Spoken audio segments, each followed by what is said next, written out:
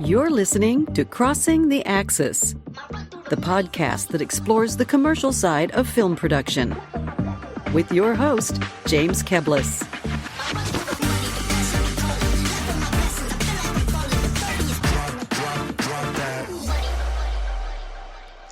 Welcome, listeners, and thank you for tuning in to the show. One of the hallmarks that I aim for with this podcast is to have honest and direct business conversations with my guests.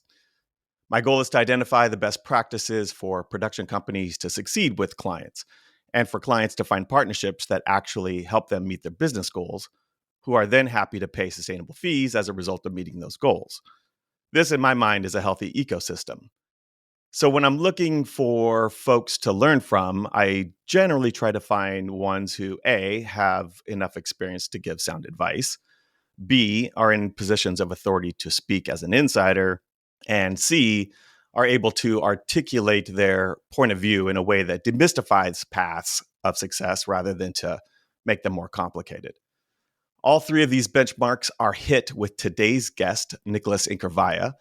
Nicholas has been a leader in producing corporate marketing content for almost 2 decades with brands like T-Mobile and Amazon, where he currently serves as head of creative operations. I've had a few interactions with Nicholas over the years and find him to be a laser-focused client type whose commitment to reaching marketing goals is only matched by his empathetic kindness and thirst for creativity. That is all a kind and diplomatic way of saying Nicholas is a tough cookie to work with because his standards are high, but also a great client to work with because so is his desire for amplifying creativity to meet those standards. So let's learn about what keeps Nicholas inspired and to get his take on how production companies can thrive working directly with brands. Nicholas, welcome to the show. Thanks, James. Great to be here. Did I say your last name right? You did, yeah. Okay. Very Northwest accent to it, but Incorvaia is how we say it. Oh, great! And that's Greek. Do I have that right? It's actually Sicilian. My grandparents were immigrants. There you go. Well, I, in my introduction with you, I didn't use the term hard nose in your description, but I kind of wanted to. Anything you'd like to change or add about my introduction of you? No, man, it was all good. Thanks. It was actually a very kind and generous description of who I am and how I try to be. Yeah, well, it's that hard-nosed approach that I actually want to hear from, and I think other folks should hear from. But I also want to balance that out because I find that you do have that balance. And an example of that would be, I appreciated your post that you put on LinkedIn recently to help people who had been laid off, and I just thought that was you too. I mean, I recognize you with the spectrum of personality and generosity and demanding. And so I just thought that was really cool and wanted to point that out. And I was curious if anybody had responded to you. Half a dozen, maybe more, direct pings and requests for help. Tried to do what I could for each individual. It's been a difficult time for folks lately. It has been. And that's why I appreciated it so much, because I know many people that are being laid off, and marketing budgets are shrinking, all kinds of stuff that's happening to us. And so the more we take care of each other, the better. So I just appreciated that about you. I know that you've worked with brands and things like that. There's a lot I don't know about you. And my first question, have you ever worked on the agency side of production? Have you worked with production companies? Have you done the agency side work before? I don't know. Sort of, yes. But it was, I wasn't with like an advertising agency. It was like more boutique creative agencies. And so Who was that? I started my career running my own agency, and we were telling stories for nonprofits and schools and churches and that sort of thing. And then I shifted to T-Mobile. And while I was at T-Mobile, I worked with a boutique creative agency out of Denver called Peak Creative Media. And they were born out of telco and did a lot of great creative work for I think it was Quest Communications years and years ago, and then they started working with T-Mobile, and so I was with the creative agency, but I don't think I was never really kind of baptized in a traditional advertising agency space. Did you approach this from a filmmaker point of view? Tell me, how did you get into this initially? how I got into it. Very specifically, I was in my late teens. A member of the family was, he struggled for years with like leukemia and different kinds of, childhood cancer type issues. And I was doing a movie for a fundraiser, and I was literally on 2 VHS tape recorders, play and pause, and making a photo thing. And if I go back even a little further, I worked for a guy I grew up in Buffalo, New York, and I worked for a guy out of Western New York who was a character, and he did photo to video transfers. This would have been in the mid 90s, before digital was really a thing. And so he had a whole setup where he had 4 Elmo projector, what would you call those, scanners. And he had a whole system for stacking photos under these scanners, and he'd have an apprentice kind of guy, and I did that with him for I don't know, a couple of years, I think. And his name was John, and John was 90 pounds soaking wet, tall guy, cigarette hanging out of his mouth all the time with a cup of coffee all day, all the time. And he'd do these things. He had the worst language, and he had this gravelly voice because you went, okay, boy, let's go. And he's okay, ready and go. And he'd start recording, and I would have to like chase the cameras, flipping the pictures and focusing them. And then he was on a switcher with like a soundtrack, and it was the same 8 songs. And he told these beautiful stories with people's memories in this like little building that was falling apart in Western New York. And so that's kind of where I started to learn, and then I started applying that to, this is the business for me. And that's right. This is what I want to do for a living. And in that time, I went to film school, and I had a whole. Where'd you go to film school? State University of Buffalo, and I went for about a year. And I had that, I had a conversation with the adjunct professor one day, very much kind of funny, your hard-nosed versus empathetic human thing. I was a brash, arrogant, whatever, 17-year-old. And I was just asking, like, what do you do for a living? As my professor in film school. And she said, well, I'm a filmmaker. I said, no, like, how do you make money? Well, I'm a filmmaker. I said, yeah, but does that pay your rent? Because I was new to the rent thing and trying to figure out how to make a living. And she said, well, no, I mean, I wait tables. And I was like, okay, so how much did your latest film cost? She was like, well, it's, $8,000. And we were watching it and critiquing it and doing the whole thing in film school. And I sat there, and I had found a guy that was doing like jackhammer videos in Western New York for industry. And he was paying me like half a day rate, $150 a day, to like wrap cables, and the first job was he upended a bucket of whatever XLR cables or whatever. And he's like, okay, untangle these, and I stood there for 4 hours trying to figure out how to get all the black cables untangled. And so I was sitting there going, hey, like I'm making $150 a day to like do my thing. And this filmmaker is making $7 an hour at the local Arby's or whatever. And I think at that point I decided to drop out of college and like get into it full time. And that's where the VHS thing came from. And from there it was like, how do I convince people to pay me to tell stories using whatever technology I can beg, borrow, and steal? Yeah. And do you have a creative streak in you as well, or more of a producer role? What are you, a writer? Are you creative yourself? I like to think so. I love to write. I love music. I love art. But ultimately, it's about telling stories. Mm-hmm. And how do we tell stories that move people? And so I feel like that's very creative. And if I have to produce to move that through, then sure, that's going to be the way. I mean, I started as an editor and a shooter, but really it was about telling the stories. And so I have found that my jam as I grew into my career was scaling operations and helping to tell stories in the right way. And so I find I really enjoy facilitating more than making.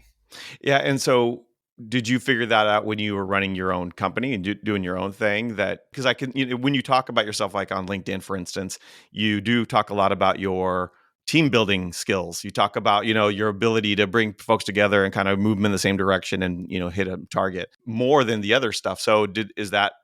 I don't think it was back then that it became clear. I don't know that it ever really became clear. In fact, I think it's probably still pretty muddy. I love to tell stories. I love to be involved with creative, and so for me, I'm just I'm somebody that kind of digs into the biggest problem and tries to figure that out so that then we can move. A lot of times, that biggest problem is figuring out the business side of things. I have found that in order to scale myself, it's been about what's the biggest business problem to tackle, and then who do I need to be with me to tackle that in the right way. And so creative is always the first thing, and building structure around it. Yeah. And so what are you doing now? So I'm doing creative operations for a creative and marketing organization within the Amazon devices world. Mhm.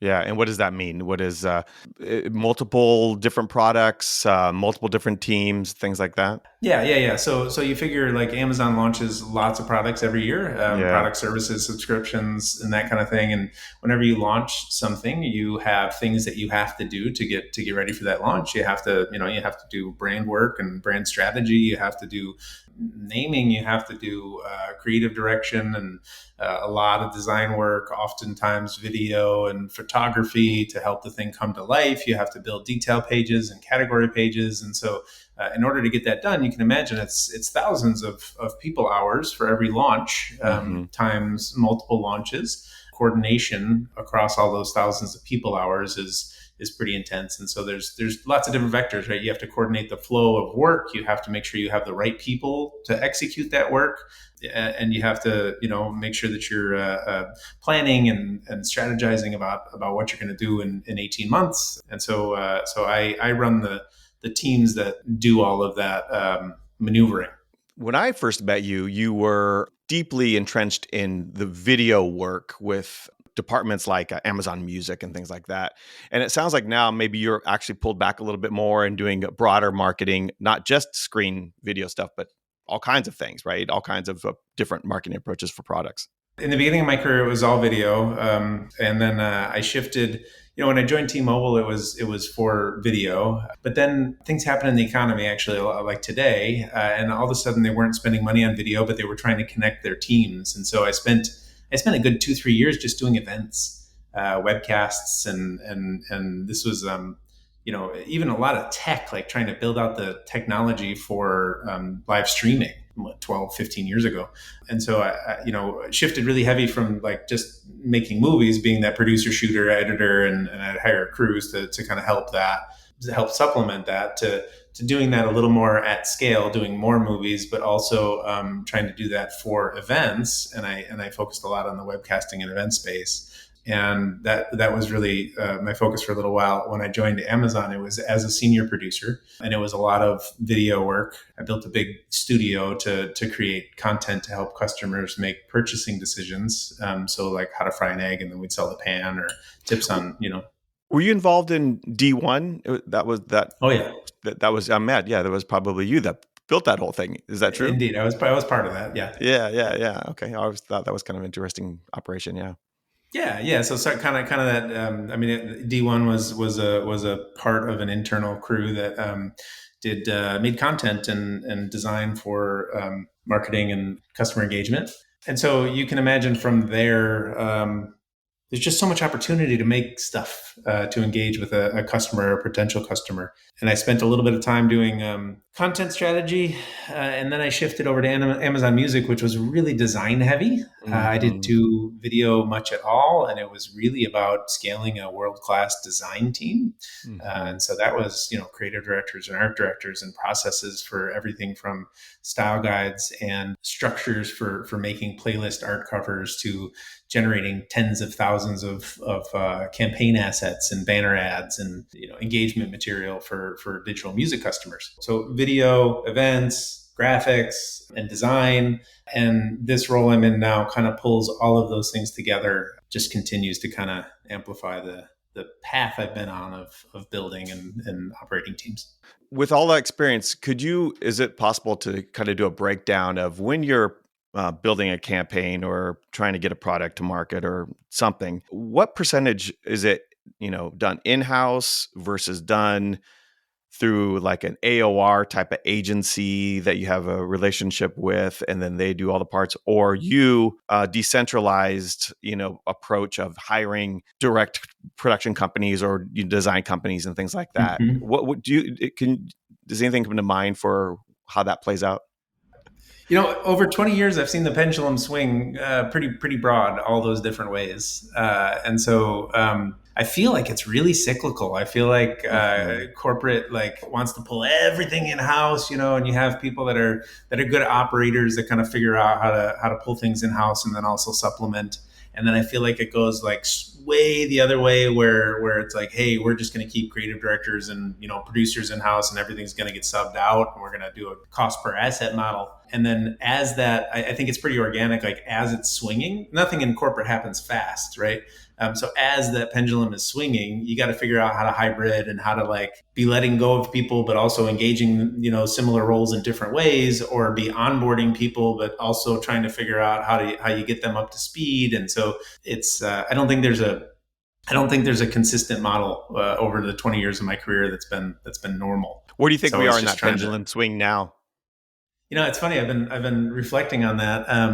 It's been a weird time, right? So I think the last 2 years was way pulling everything into house. Corporations had big budgets they were spending. I think trying to build these in-house teams that could execute everything, because there was a lot of thinking going on. The economy was good, everything was hot, and so over the last 6 months, it's been about hey, we need to squeeze and tighten up, and what's essential. And so I think we're on the outsource it kind of model. And really the key lever points is when you outsource, there's you have a very clear dollars for asset model, where if I'm a marketer, if I'm a business leader, I can say, hey, I've got money, I need a thing.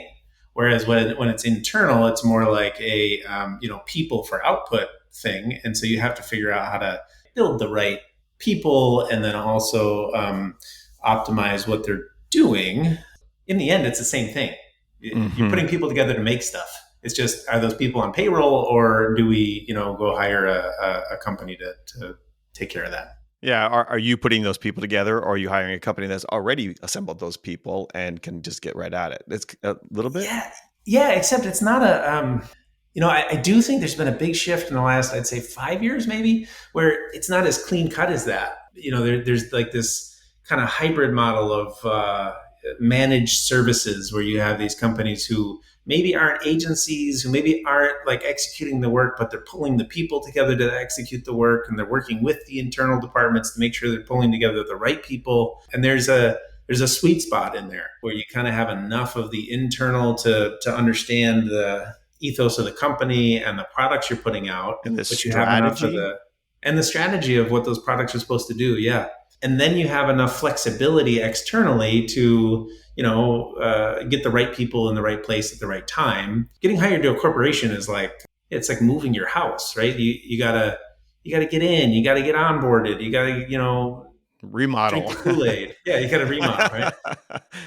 I've always found that a really sweet spot as a quote unquote vendor is when a company, brand or whatever, has some internal creative drivers and really, really know their product and their business strategy. If there's a business person in there, strategist in there, a creative strategist even, and then that could get handed over, that is perfect, because they just know the product so well and they know where they want to go. And then I just found it to be so much better for aligning creative to meet that business strategy than if you didn't have that role. I don't know what your thoughts are on that.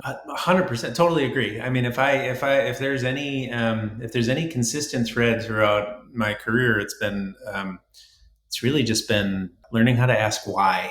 And the more whys you ask, the more you understand the business strategy behind something, the better your creative is, right? And it's funny, you asked if I'm creative, and I really like to think so. But there's a thing that happens in our world where, you're only creative if you output a certain thing. But some of the best sales tools are stupid banner ads that are done by, by folks right out of school or whatever.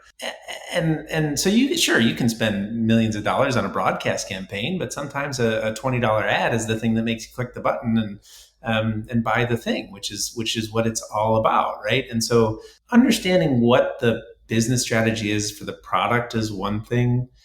There's also understanding the intention behind the brand story and how that stacks up to customers either being engaged or acquired or handing over their money or time or whatever it is that you're trying to get them to do. And so, man, that's part of the fun of being in the creative business is all of that can change and it can change fast. And I think success is about really figuring that out for every project you're on, right? Like, is this a thing where you're just trying to sell? Is it a thing where you're trying to build a story over time? And then, how do you convince business to fund that storytelling? Yeah, the advice that I've given production company owners is to continue to ask questions. It's hard because you want to come across as you know what's going on, but you have a gut feeling when your client's saying something and you're like, it just doesn't add up. It's not making complete sense on what they're trying to do.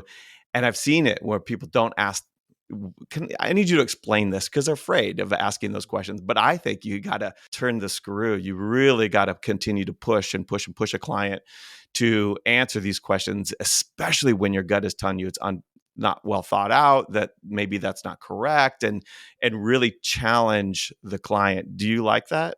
I do, yeah, for sure. I think there's nothing worse than somebody that's trying to do something and doesn't really know what they're trying to do, right? Yeah. And so if somebody comes in and presumes that they know the business and yet haven't asked a lot of questions, the likelihood that the output is going to be right is probably not high.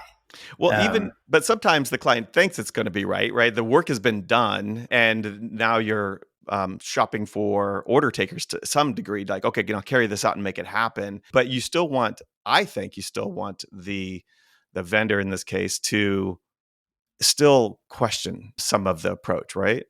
Well, yeah. I mean, the people on the business side are we're all humans that have just chosen different career paths, right? Mm-hmm. And so the people on the business side are also trying to figure it out.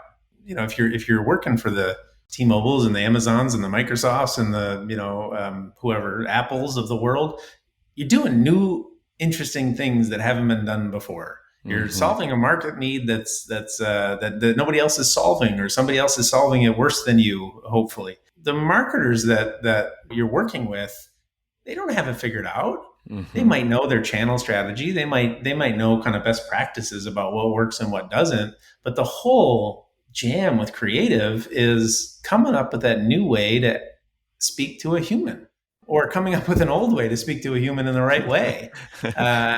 And if you don't ask questions, whether it's a banner ad or a big thing, a big, cornerstone strategy, you're dead in the water. You're just making stuff that probably doesn't land.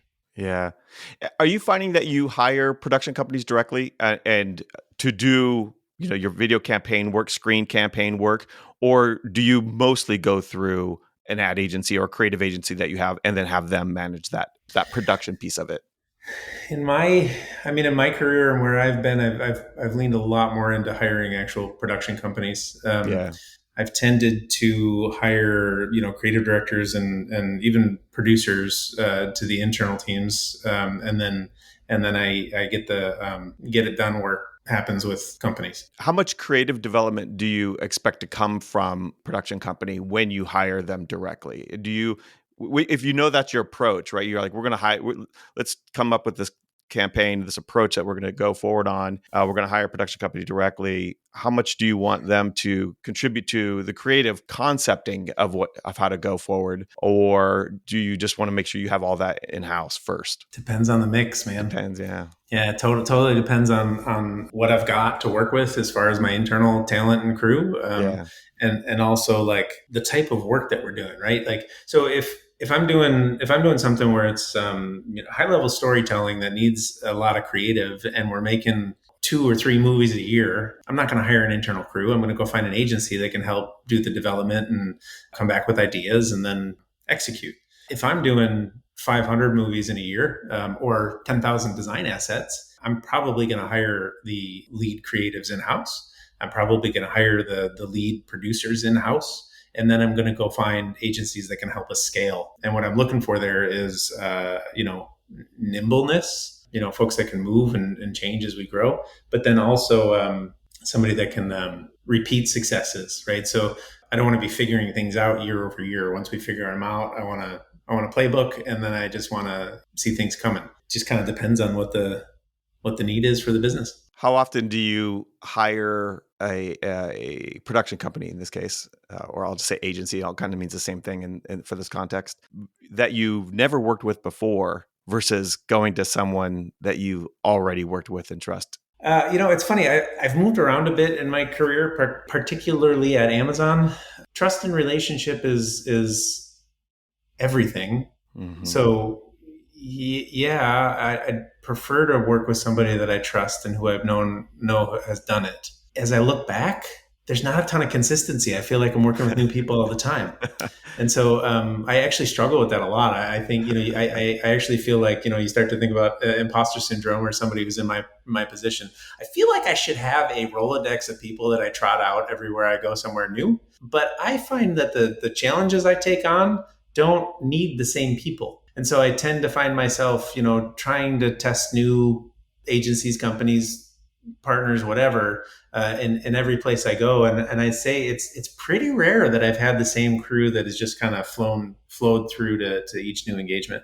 Yeah, maybe it's a little bit of your curiosity and working with different kinds of people and I things like think that. so. Yeah. I think so. But I think that's maybe unique to me. I have if you're familiar with the Amazon leadership principles, an old writer friend of mine coined the term bias for agony. So I think I have a bias for agony a little bit, and I really I just like new things, right? So I get bored fast, and so I think finding new people to help solve challenges, I enjoy that. But I think that's unique to me. I do think most folks probably find the people they gel with, and then build relationships, and then bring those relationships to each new engagement. My next question then is, you mentioned trust, and I imagine that's paramount, but what criteria are you looking for when you're trying to find a new partner that you never worked with before? I imagine you get pitched probably dozens of times a week. I imagine everyone is sending you stuff. Look at me, look at me, look at me. When do you actually look? What is the criteria you have there for when you do look and what you're trying to find that would help you? And where, beyond just people sending you stuff, where are you exploring and where are you visiting where you discover anyone or any place new? Mm-hmm. That's a good question. I've been doing a lot of reflection lately on living in my own integrity, and really, the culmination of your outputs doesn't make you who you are, right? You are who you are because of the choices you make and what you value. And then those outputs tend to kind of flow from what you value and where you invest your time and thinking. All agencies are conglomerations of people. And so I think it's the same. I think it's the same for agencies and companies. And so getting around to the point that I think after all these years of being pitched many times a week, my bullshit meter's real high, right? And so what I'm looking for when I'm applying my bullshit meter is authenticity. Are you really selling something you're great at? Or are you trying to sell me because you want the dollars? And those are two very different things. And I think that when companies and people come with a pretty clear, like, what they don't do and what they're great at, it's easy to say, okay, do you fit? And so the times that I've kind of responded to a cold call have really been like, here's the specific thing that we're great at.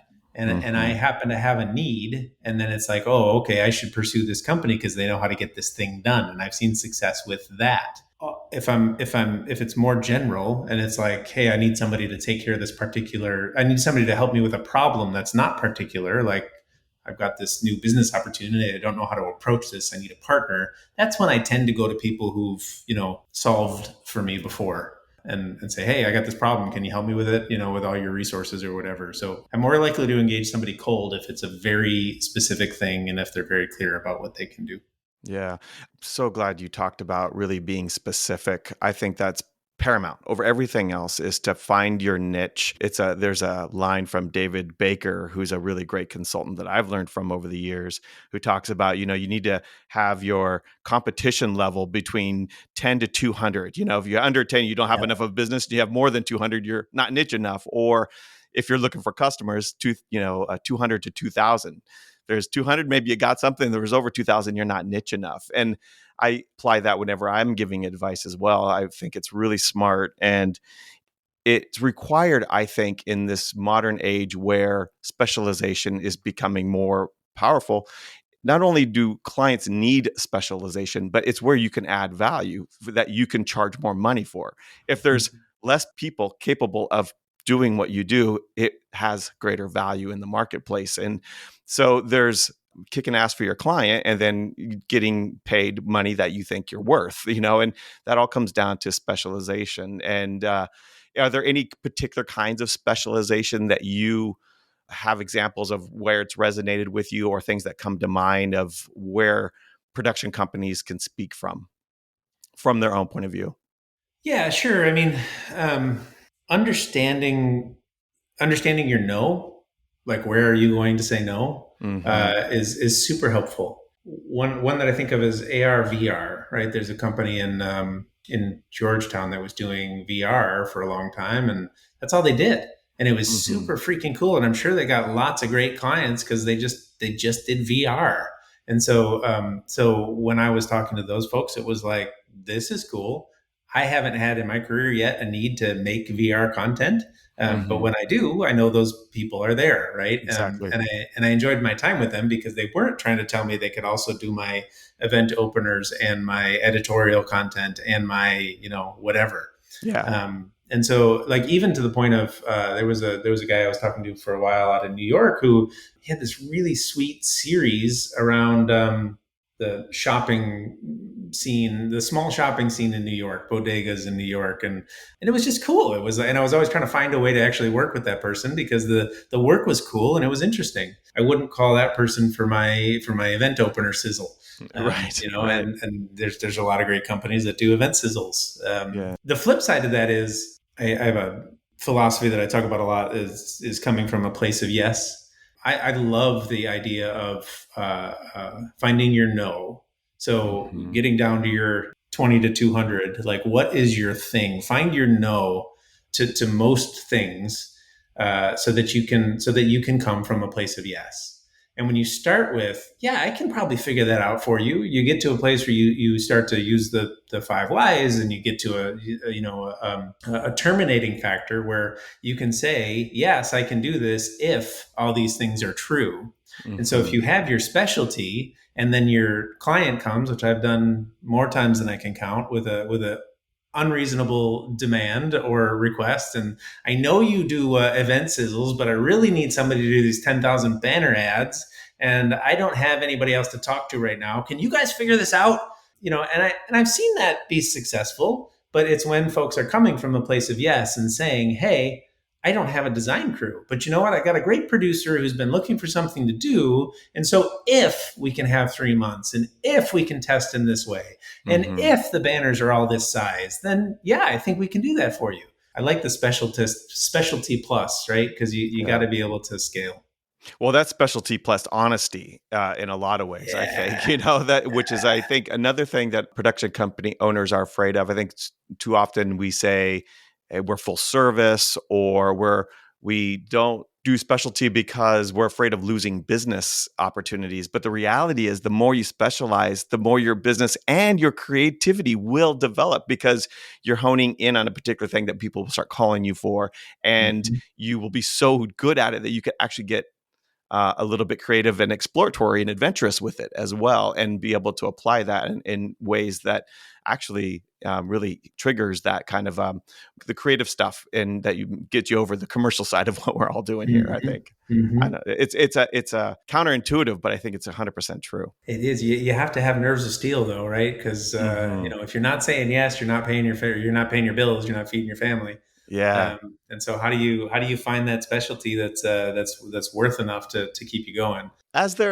So let's say someone does have a really tight, specialization. They got their area of expertise well defined and can articulate it. Is it worth, would it resonate with you if someone said, Nicholas, hey, I noticed your campaign on something is doing this, and I noticed that it missed this opportunity, or I see that you're not doing this. What we do is this particular thing. We've had some pretty good success with this. It might be applicable to what you're doing. Any chance you want to get on the horn and talk about it? Would that kind of Oh, heck communication yeah. resonate? Yeah. For sure. Yeah. Yeah. If you see a campaign and it's missing a unit, and you have expertise in that unit, for Yeah. sure. I think most of my work has been more general than that, or more integrated than that. So I typically engage in spaces that do integrated marketing, and so lots of a style guide, and a general approach that then is applied across lots of different channels. But then if we're missing a channel, or if we can gain an outsized impact by a certain type of asset or a certain channel, or if your specialty is taking that one channel and really optimizing it so that then you can do more with it, that's always super interesting. And I have optimized workflows for that, where you have certain, I have my internal crew do the style guide or the direction, and then you have lots of different people to go after for optimizing each of the different types of outputs, and you see more volume and more impact that way. And so when somebody specializes in one of those pieces, it's great. What about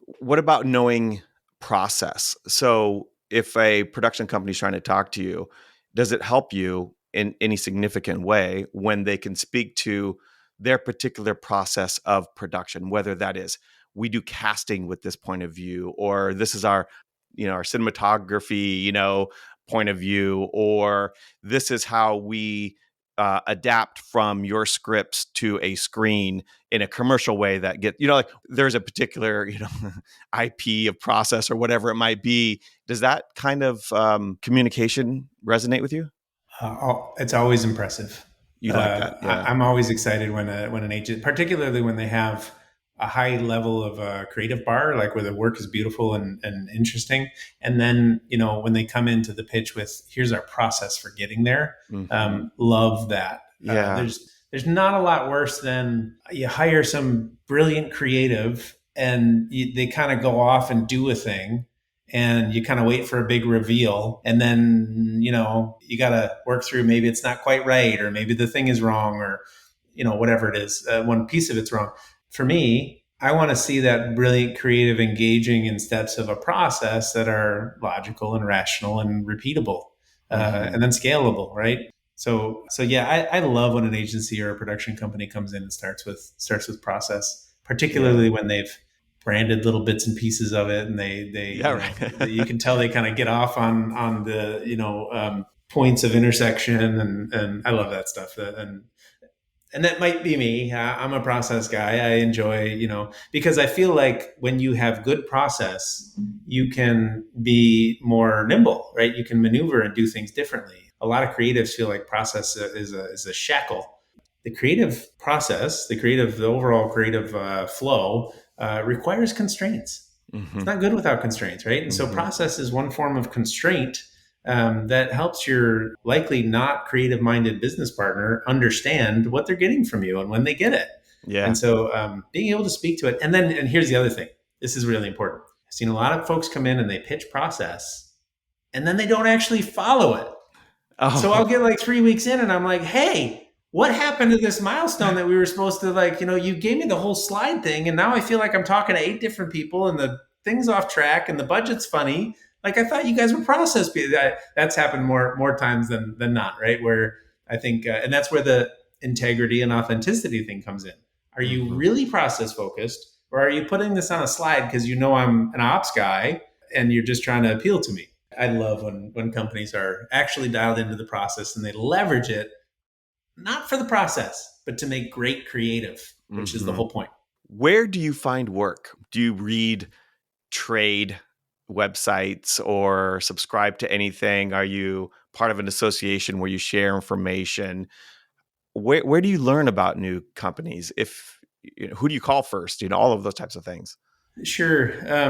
I'm an iterative kind of guy. I like to explore and poke around. I keep relationships open with other people in the business and people that I've made relationships with. So I don't know. Like, sure, I'm subscribed to the trade things. I listen to podcasts. As much as anybody. But there's not any sort of single bullet. I mean, I think the business process is very much like the creative process. Like you find, I mean, I was on a call just a little while ago and all of a sudden, like somebody was talking about something fairly related to what I was thinking about, but all of a sudden I unlocked a little diagram in my head for a structure that I'm trying to build out.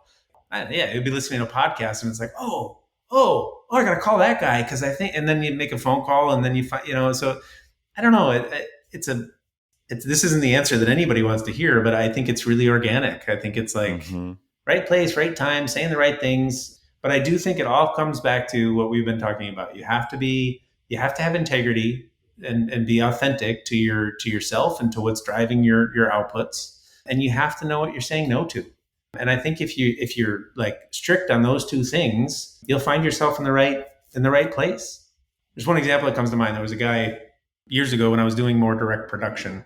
There was a period where we were doing a lot of explainer videos, right? So 90-second animated explainer where you're talking to somebody about how a thing works. And they were running like 50, 60 grand, like I might have rose colored glasses on in my history, in my remembering this was probably 10 years ago. But they were probably running around the 50K mark, but it's because everything was bespoke. And anyway, there was a particular fellow that I enjoyed working with because I could give him a script and a direction and we'd get back the right thing the first or second time. And he wasn't pitching me on like, oh, hey, I got a studio here and I need all these people and whatever. It was like, hey, man, can you do this thing? And I knew his rate and I knew he'd go get it done and he'd go make these little movies. And the thing was, he was really hard to engage. And so I always wanted this guy because he was the best at what I wanted. And yet I probably was able to land him on my projects maybe 1 out of 3 times. And I kept coming back to him because I always wanted that experience. And yet he told me no all the time because he was already working for somebody else. And it was because he did one thing. He did animated explainers. He did them really well. And he was always busy. He found his no. He was true to the thing that he enjoyed doing. And that lasted for him for many years and was really lucrative. Right. I'm so glad that you gave that example and kind of, in my mind, you just put a capstone on everything that we've been talking about here. And I know you said, how long's this podcast? And we probably could keep going on and on. But I feel like that's the note to leave it on. There's so many more questions and maybe there's a chance to circle back with you. And when we post this online, maybe we can have some dialogue that way too. Any final words that you would give to growing production company and they're trying to make their way and they're trying to land clients? Any other do's and don'ts that we haven't touched on already? I think the one thing I'd say is something you said in the beginning about people being afraid to ask why or not wanting to dig in with the client. And I'd say I'm always excited when people reach out to me. I love getting hit up, with randos for not so much BizDev, but like when you have a cool idea, or especially young people who are like, hey, I'm trying to figure out how to get into business. Can I have 10 minutes? I will never say no to that. And I think that's more common than you'd think, right? And so there's a perception that folks on the inside in corporate are like these monoliths that are unscalable. And really, you'd be surprised at how few production companies, up and comers, established people just reach out to say hi. Just reach out to say, hey, I think we're in the same business. Like, coffee sometime. Grab a glass of wine. I will almost always say yes, right? As long as I feel like you're not trying to sell me something. It's rare. It's really rare that I get that. And I've had the few times that it's happened, I've had some lovely interactions. And so anyway, parting words, I'd say, don't be afraid to express your authentic self and reach out, because what do you have to lose? Well, I know you're telling the truth because that's how you and I met. I reached out to you and just said, hey, what's up? You want to get a cup of coffee? And we did, and have continued talking since then. So I know you're a man of your word on that way. And that is such sound advice. And you're probably going to get a lot of offers to go get a glass of wine after this. So be prepared for that. And hopefully everybody that is listening to this will hear you, really take this to understand you. And also, I mean, go to your LinkedIn, your LinkedIn profile has your personality chart on there as well. So you can even dive into a further psychology of Nicholas and try to connect with you in that way too, which I think would be really valuable. Nicholas Incorvaia, thank you so much for all that you've given. Your generosity proved true here in this podcast, just like it has in many other places. Thank you very much for being on the podcast. Thank you, James. It's been really fun. Thank you for listening to Crossing the Axis with James Keblas. If you're interested in joining the conversation or have a topic you'd like covered, please drop a note at keblas.com. That's KEBLAS.com.